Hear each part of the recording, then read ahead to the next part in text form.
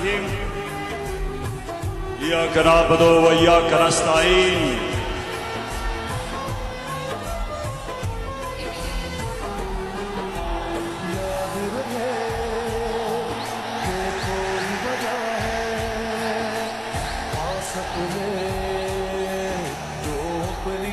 Diesel diesel या मैलू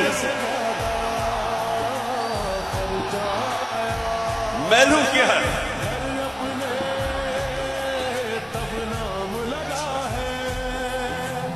अच्छा चारसदा मैं आपका इस शानदार इस्तकबाल का आप सबका दिल से शुक्रिया अदा करता हूं। बहुत बहुत शुक्रिया चारसदा। मेरे पास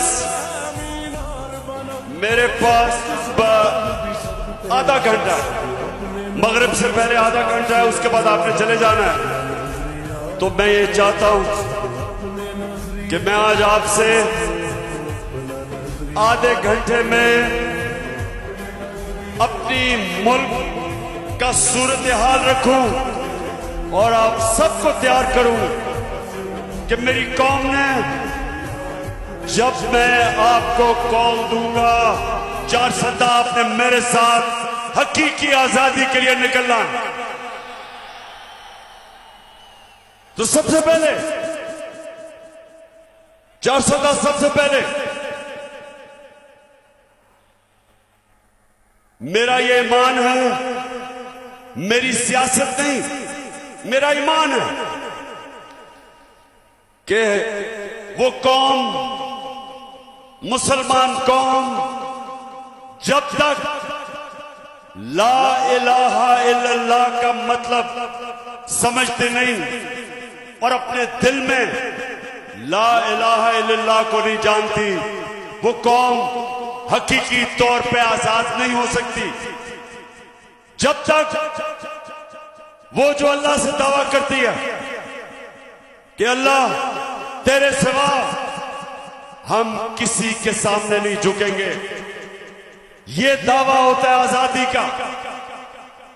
और दूसरा कि जब तक एक कौम मेरे नबी सल्लल्लाहु अलैहि वसल्लम की सीरत पे नहीं चलती, उनकी सुन्नत पे नहीं चलती, वो ज़हनी तौर पे आजाद नहीं होती, उसका किरदार ठीक नहीं होता। जब तक वो सीरत नबी पे नहीं चलती, मेरे नबी की सुन्नत पे नहीं चलती, अंदरूनी तौर पे वो कौम आजाद नहीं होती। तो ये मेरा ईमान है कि हमने पाकिस्तानियों अपने आप को ला इलाहा इल्लल्लाह से आजाद करना है। किसी सुपर पावर की गुलामी नहीं करनी, किसी के खौफ से उनकी जंग में शिरकत नहीं करनी। जो पख्तूनख्वा ने सबसे ज्यादा कुर्बानी दी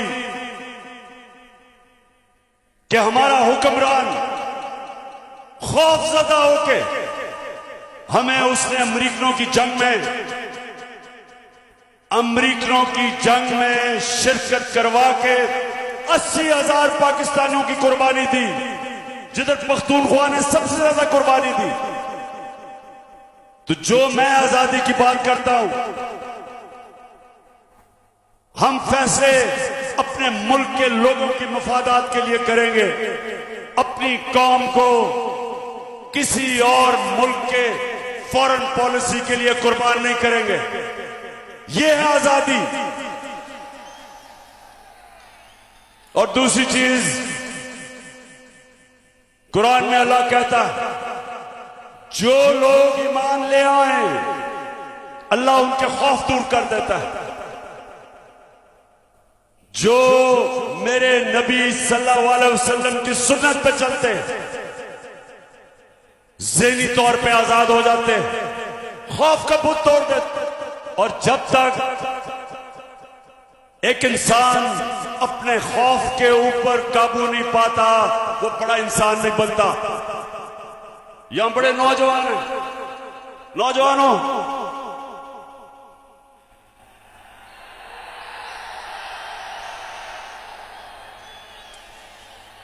नौजवानों,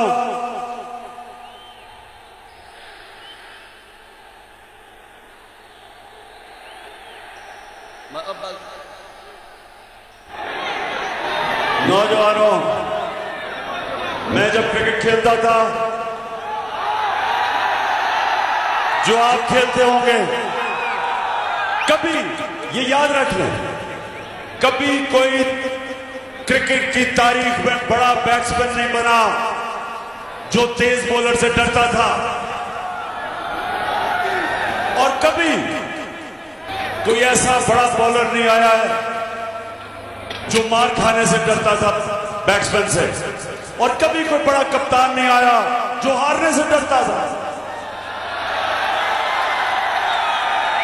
जो भी इंसान बड़ा इंसान बना अपने खौफ के ऊपर काबू पाता है, और मेरे नबी सल्लल्लाहु अलैहि वसल्लम ने मदीना की रियासत में वो लोग जिनकी हैसियत नहीं थी, उनको उन्होंने दुनिया की इमामत करवाई, उनके लिए खौफ का बुत तोड़ा, पैसे का बुत तोड़ा, लालच का बुत तोड़ा, इंसानों को इकबाल का शाहीन बना दिया। तो ये सबसे पहले नौजवानों, मेरा पहला आज जो मैं आपके पास आया हूं, हमेशा ये मेरी बात याद रखना कि जब एक कौम उठती है, कौम का किरदार उठता है, कौम की परवाज उठती है, तो मुसलमान, जिस तरह अल्लामा इकबाल ने कहा, वो हमेशा वो उन उसूलों पे जाता है जो मदीना की रियासत में मेरे नबी सल्लल्लाहु अलैहि वसल्लम ने जो उसूल बनाए थे, उन लोगों को उन्होंने, जिनको कोई पूछता नहीं था, उन्होंने दुनिया की इमामत की, और ये तारीख का हिस्सा है। तो मैं भी अपने पाकिस्तानियों, आपके पास जब ये बातें करता हूं तो इसलिए नहीं करता सियासत चमकाने के लिए, या आप सब जानते हैं इन्होंने इस्लाम को बेचने की दुकानें बनाई हुई हैं।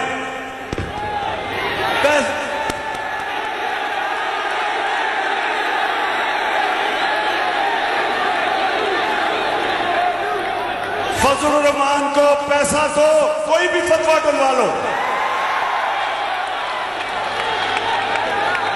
तो सबसे पहले ये जो मैं आपको हकीकी आजादी की बात करता हूं, इंशाअल्लाह इसी तरह हमारी कौम एक अजीम कौम बनेगी। दूसरी बात कि ये जो इंपोर्टेड हुकूमत एक साजिश के तहत इस कौम पे मुसल्लत की गई, दो मुकासिद थे जो लेके आए, जिन्होंने अंदरूनी साजिश की और जो बाहर से अमरीकी साजिश हुई।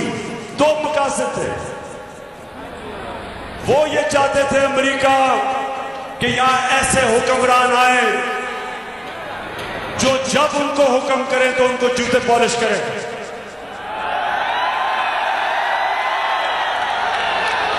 जो हाथ फैला के बेकारियों की तरह दुनिया में, सारी दुनिया, अब खुद तो शर्म नहीं आती, कौम को भी शर्मिंदा करवाएं।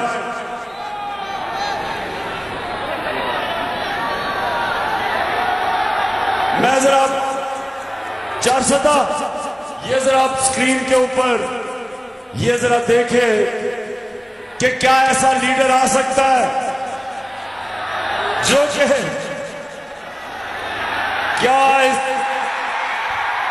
सुने जरा, सुने। मैं सऊदी अरब से होके आया हूँ, मैं यूएई के होके, अभी मैं तुर्की होके आया हूँ, और मैंने उन भाइयों को कहा कि आप हमारे बड़े अजीम भाई हैं, हमेशा आपने हमारी मदद की। और मैंने यही कहा, जब मैं आया हूँ तो आप समझेंगे शायद ही मांगने आया है। मैं मांगने नहीं आया, लेकिन मजबूरी है। और जिस तरह माजी में 75 साल में आपने हमारा हाथ बढ़ाया है, आज हम समझ गए कि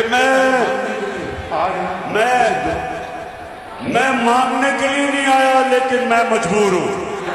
किसी दोस्त मुल्क में जाते हैं तो वो कहते हैं ये आए हैं मांगने के लिए। अच्छा, आप अब एक और जरा देख लो।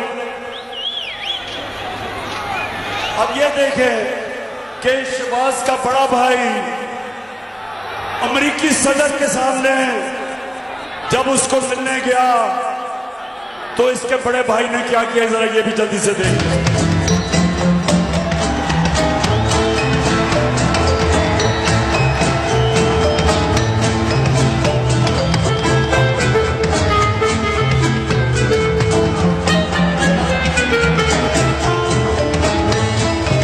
Thank you once again and look forward to welcoming you and Mr. Obama and Mrs. Obama in Pakistan and Keema and Garlic with.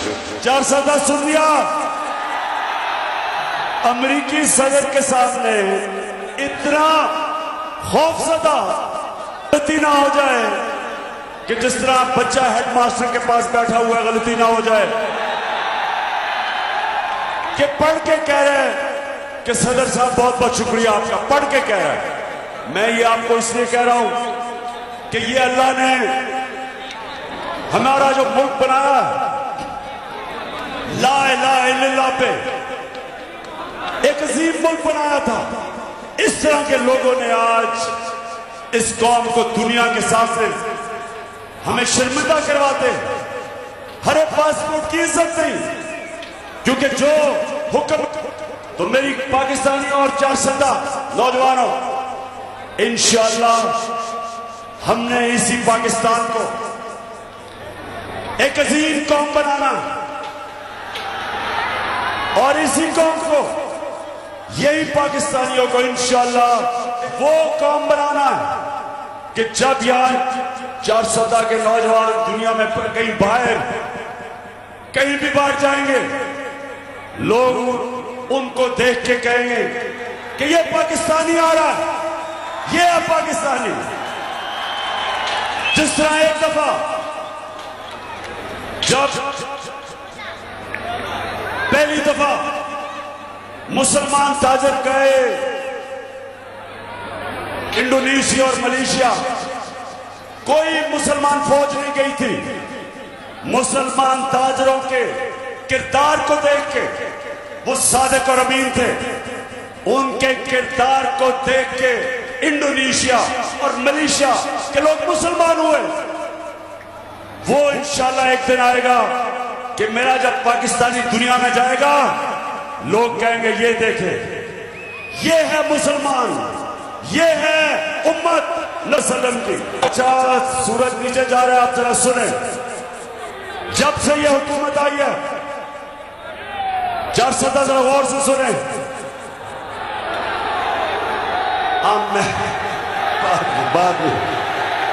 बाद में ये पहली दफा मैंने मैलू सुना है, बाद में। अच्छा जी, चारसदा जब ये हुकूमत आई, ये जरा आपने गौर से सुनना है। बाशऊर नौजवानों, यहां गौर से आप मेरी बात सुनो। इस हुकूमत ने कहा कि हमारे सारी मुश्किलात इसलिए कि ये इमरान खान बारूदी सुरंगें छोड़ के चला गया है, मुल्क का दिवालिया निकाल के चला गया। ये जरा आप सुन लें। अब आप अपने मोबाइल फोन के ऊपर चेक कर सकते हैं कि मैं जो कह रहा हूं वो ठीक है या गलत है। अब तो बहुत आसान है, आपके मोबाइल फोन के ऊपर आप ये सारा चेक कर सकते हैं कि जो मैं आपको अभी बताने लगा वो ठीक है या नहीं। जब हमें हुकूमत मिली 2018 में, ये गौर से सुनना है नौजवानों, मेरा काम है आपको तरबियत करना। जब हमें हुकूमत मिली, पाकिस्तान का जो खसारा था, बैरूनी खसारा $20 अरब, पाकिस्तान की तारीख का सबसे बड़ा खसारा। और खसारे को जो आमदनी थी, जो खसारे को खत्म करना था, एक्सपोर्ट पाकिस्तान की 2018 में, याद रखिए, मोबाइल में चेक करें, $24 अरब। और जो बाहर से हमें पैसा आता था बैरूनी मुल्क पाकिस्तानियों को, वो $19 अरब था। $24 अरब एक्सपोर्ट, $19 अरब बैरून मुल्क पाकिस्तानियों का पैसा, और खसारा $20 अरब था। जब हम 9 अप्रैल को हुकूमत छोड़ के गए तो पाकिस्तान का खसारा 16 अरब डॉलर था, बैरूनी खसारा 16 अरब डॉलर का खसारा, और आमदनी हमारी बैरून मुल्क पाकिस्तान की जो रेमिटेंसेस थी वो 19 अरब डॉलर से गई 31 अरब डॉलर, 12 अरब डॉलर बढ़ गई, और एक्सपोर्ट्स 24 अरब डॉलर से 32 अरब डॉलर पे गई। रिकॉर्ड एक्सपोर्ट्स की हमने। इसका मतलब कि जब ये छोड़ के गए थे हमारा भी बढ़ा, हमारी आमदनी भी कम, और जो हमारे रिजर्व्स थे जो आपके रुपए को गिरने से रोकते हैं, हमारे रिजर्व जब ये छोड़ के गए थे 9 अरब डॉलर थे। हम जब छोड़ के गए थे, छोड़ के नहीं, जब हम वोट ऑफ नो कॉन्फिडेंस जब इन्होंने दर्ज करवाया तो 16 अरब डॉलर के रिजर्व्स थे। ये छोड़ के गए 9 अरब, हम 16 अरब से छोड़ के गए, यानी कि हम बेहतर माइशत छोड़ के गए। उसके बावजूद कि 2 साल सारी दुनिया में कोरोना की वबा थी, सारी दुनिया में जिसने तबाही मचाई, उसके बावजूद हमारी रिकॉर्ड एक्सपोर्ट्स, हमारी रिकॉर्ड रेमिटेंस, सबसे ज्यादा पाकिस्तान तारीख का हमने टैक्स का पैसा इकट्ठा किया, 6100 अरब रुपया रिकॉर्ड टैक्स कलेक्शन।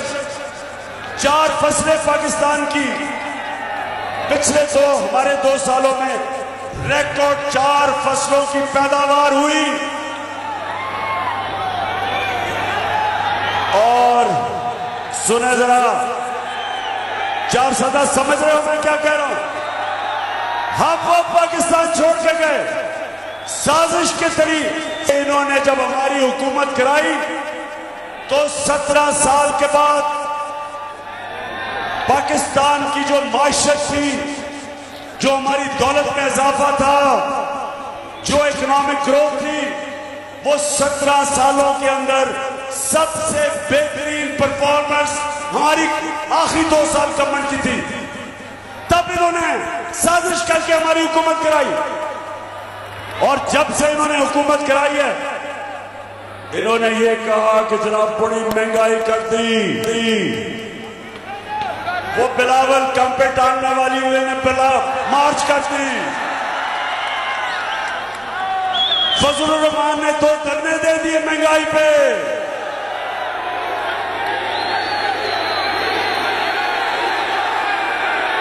हमने कोई FIR नहीं काटी, कोई कंटेनर नहीं रखे। मैंने तो बल्कि दावत दी कि आ जाओ इस्लामाबाद, अगर तुम्हें मुश्किल पड़े तो मैं तुम्हें खाना पीना भी पहुंचा दूंगा।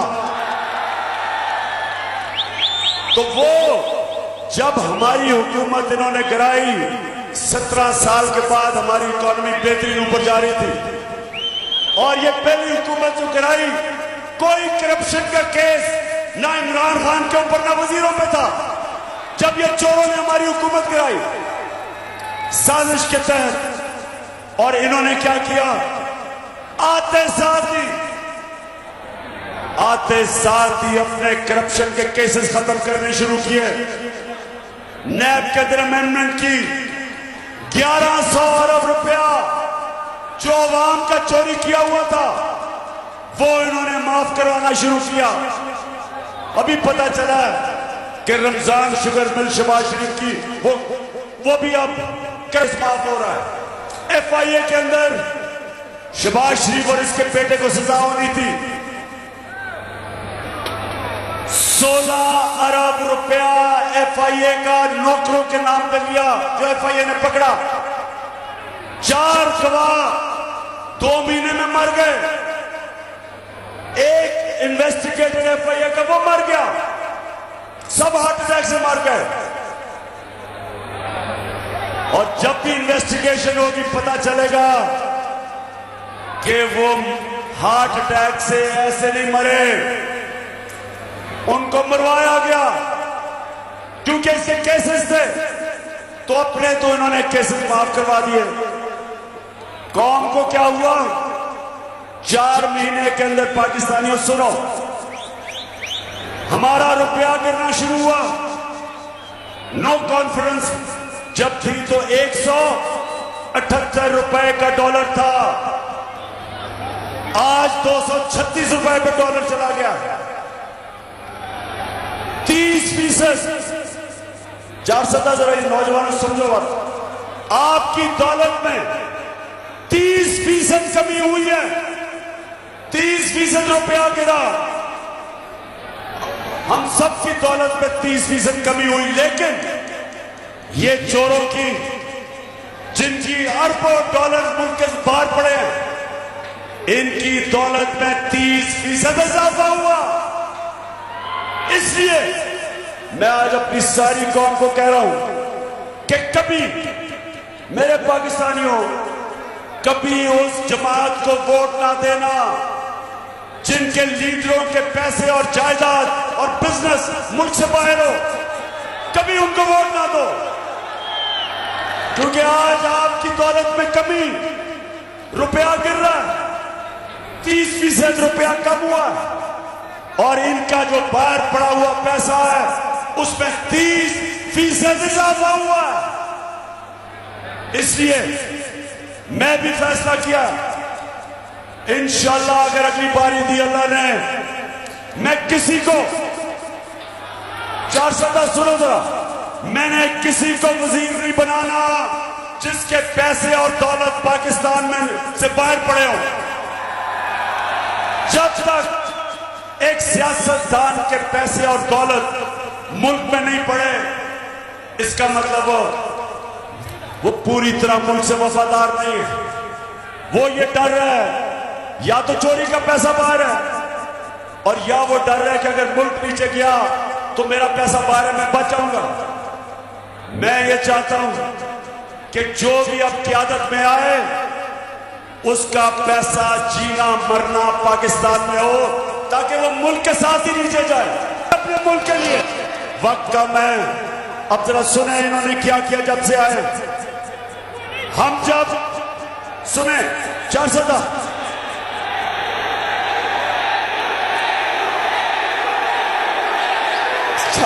सुने, और वो मगरिब होने वाली है, मैंने उससे पहले बात खत्म कर ली है। सुने जरा, देखिए हम जब गए तो आलमी मंडी के अंदर तेल $103 का था। नोट कर लो, ये आलमी मंडी में 9 अप्रैल जब हम गए तेल $103 का था।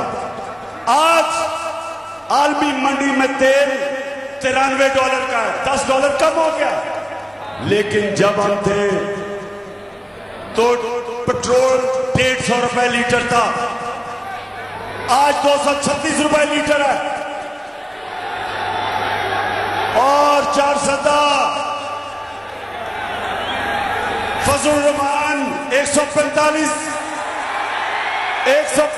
रुपए लीटर था, आज फजल रहमान की कीमत ₹250 लीटर है। इसका मतलब 410, इसका मतलब कि आलमी मंडी में तेल की कीमत कम, पाकिस्तान के लिए तेल, डीजल और पेट्रोल की कीमत ज्यादा। बिजली, जो आज लोगों को बिजली के बिल आ रहे हैं, हम जब हुकूमत में थे 16 रुपए यूनिट थी बिजली की कीमत, आज 36 रुपए दुगनी हो चुकी है। आज टैक्स मिला के 50 रुपए यूनिट से ऊपर चली गई है, 3 गुना ज्यादा बढ़ गई है। ये आए थे महंगाई के ऊपर, महंगाई के सारे रिकॉर्ड तोड़ दिए इन्होंने। और फिर किसानों के लिए, जरा किसानों के लिए मैं बताऊं, हम जब थे 8.5 रुपए यूनिट था ट्यूबवेल के ऊपर बिल, 8.5 रुपए यूनिट, आज 36 रुपए यूनिट है, 3 गुना से भी ज्यादा, 3 गुना से भी ज्यादा ट्यूबवेल पे किसानों की कीमत बढ़ गई है। जो डीएपी था वो 8,000 रुपए 8,000 रुपए पे था। अब 8,000 रुपए से 14,000 रुपए पे चला गया। पोटैश 4,000 रुपए थी, आज 16,000 रुपए चली गई। और आज किसानों का जो सबसे ज्यादा पैसा हमारे दौर पे बनाया था, आज किसानों के खर्चे इतने हो गए, आज खर्चे इतने ऊपर चले गए। और ये जो किसान 21 तारीख को मुजाहरा कर रहे हैं, मैं आप सबकी पूरी हिमायत करता हूं, किसानों की पूरी हिमायत करता हूं। अच्छा, 4 सदा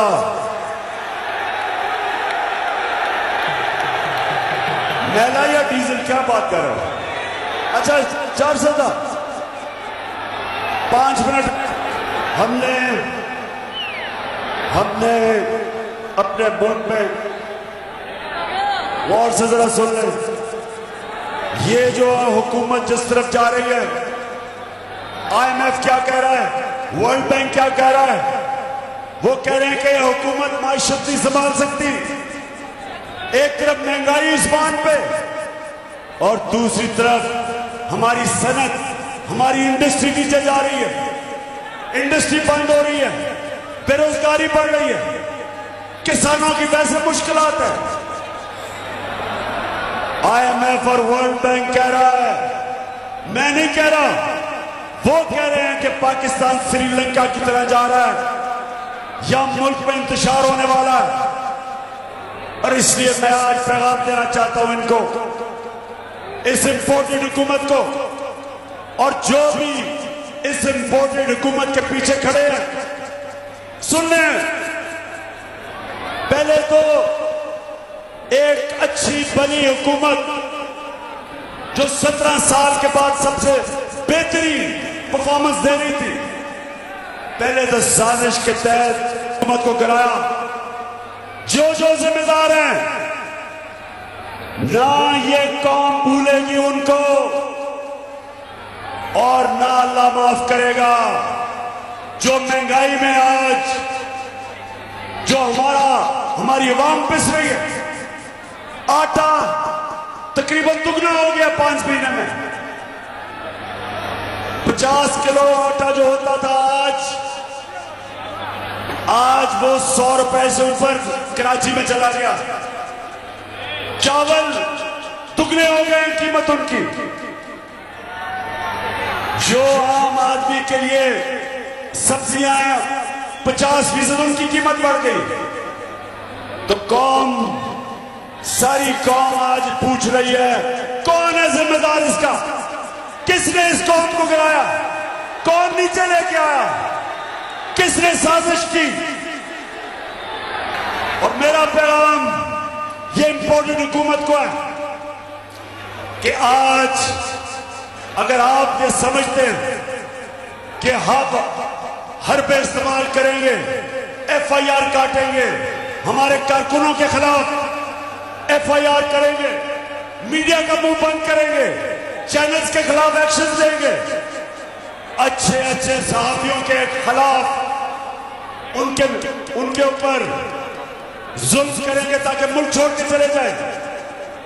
मेरा आज इंपोर्टेड हुकूमत और जो लोग आपकी हिमायत कर रहे हैं, सबको पैगाम है, आप जो मर्जी कर लें, ये अब मैच आप नहीं जीत सकते। ये मैच अब आप हार चुके हैं। जितनी देर आप इलेक्शन नहीं करवाएंगे, मुल्क की माइशत और तेजी से नीचे जा रही है। बाहर की दुनिया आपको पैसे देने के लिए तैयार नहीं है। सिंध के अंदर जो सैलाब आया, उमूमन सारी दुनिया आज मदद करे सिंध की, लेकिन सिंध में आसिफ ज़रदारी जब ऊपर बैठा है, कोई पैसे देने के लिए तैयार नहीं है। आसिफ ज़रदारी को पैसे देने का मतलब कि बिल्ले को दूध की हिफाजत करने पे बिठा दिया जाए। वैसे आज मैं चार सदा देख के आया हूं, सारा इलाका जो खास तौर पे मकई की फसल तबाह हुई, कई जगह गन्ने की फसल तबाह हुई, मैं खुद देख के आया हूं। इंशाल्लाह कल फिर मैं इंटरनेशनल टेलीथॉन कर रहा हूं। अरब रुपया अल्लाह के फजल से इकट्ठा कर चुका हूं और पैसा इकट्ठा करूंगा। और इधर भी हम पैसा लगाएंगे और इंशाल्लाह सारे पाकिस्तान में जैसे जैसे पैसा आएगा मुतासरीन की मदद करेंगे। लेकिन अफसोस की बात यह कि जो ये चोर ऊपर बैठे हैं, कोई दुनिया में इमदाद करने के लिए इनको तैयार नहीं, क्योंकि सबको पता कि इनके अपना पैसा बाहर पड़ा है, अपना पैसा बाहर ले गए हैं और दुनिया को कहते हैं कि हमें पैसा दो। कोई पैसा नहीं देगी। हम इंशाल्लाह अपनी कौम से पैसा इकट्ठा करेंगे। और मैं दूसरी चीज इस हुकूमत को कहना चाहता हूं कि आपकी सारी कोशिश है कि ऑपोजिशन हमें दबाया जाए, मीडिया को दबाया जाए, लेकिन मुल्क के हालात आपसे संभाले नहीं जा रहे। मलाकंड के अंदर लॉ एंड ऑर्डर सिचुएशन शुरू हो गया। पख्तूनख्वा की पुलिस पूरी कोशिश कर रही है, लेकिन फेडरल गवर्नमेंट को अब सामने आना चाहिए और अपनी ड्यूटी पूरी करनी चाहिए, बजाय इसके कि सिर्फ कोशिश करें कि किसी तरह इमरान को दहशतगर्द बना दे या फलाना केस कर दे। आपका काम है कि बड़ी यहां लोगों ने कुर्बानियां दी हैं, पख्तूनख्वा के लोगों ने बड़ी कुर्बानियां दी है, इसलिए आपकी जिम्मेदारी है कि लॉ एंड ऑर्डर सिचुएशन जो बिगड़ता जा रहा है, खास तौर पे हमारे कबायली इलाकों में और मलाकंड में, ये आपकी जिम्मेदारी है। और मैं आखिर में आपका दिल से शुक्रिया अदा करता हूं।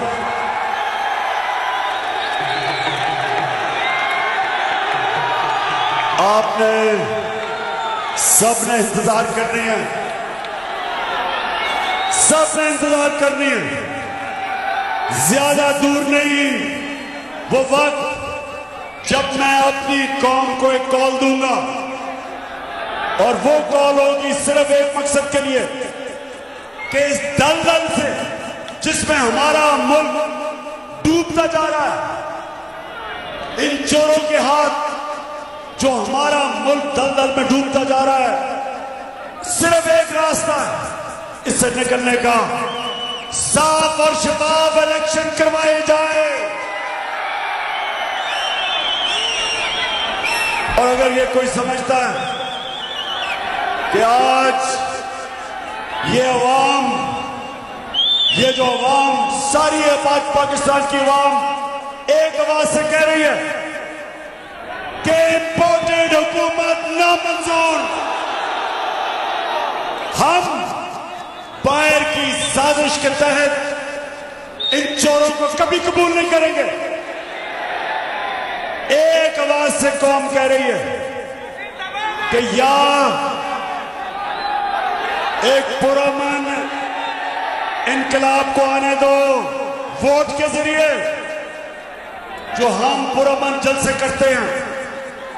हम एक पैगाम दे रहे हैं इन सबको कि वोट के जरिए तब्दीली आने दो, नहीं तो ये मुझे खौफ है।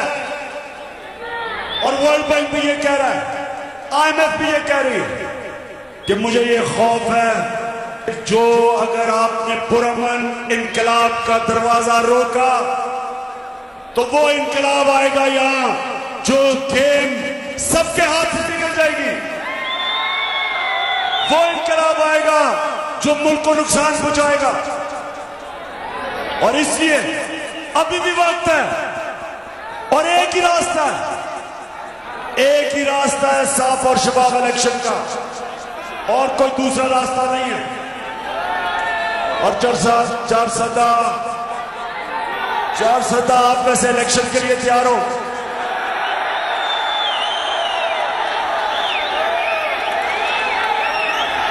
इंशाअल्लाह मैं फिर से 4 सदा मैं जिस तरह आज आपने मेरा इस्तकबाल किया, जिस तरह आपने मुझे इज्जत दी, मैं हमेशा याद रखूंगा, आपको नहीं भूलूंगा। पाकिस्तान जिंदाबाद।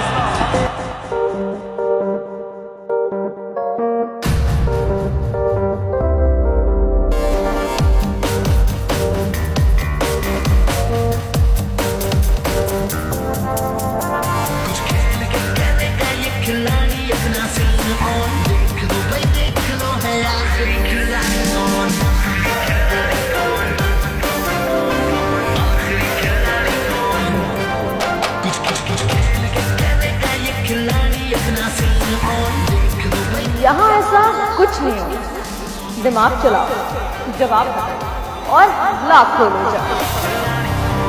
आखिरी खिलाड़ी कौन?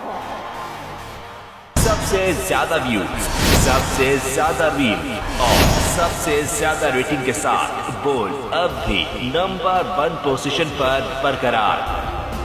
सब्सक्राइब करें और बेल दबाएं ताकि कोई खबर रह न जाए।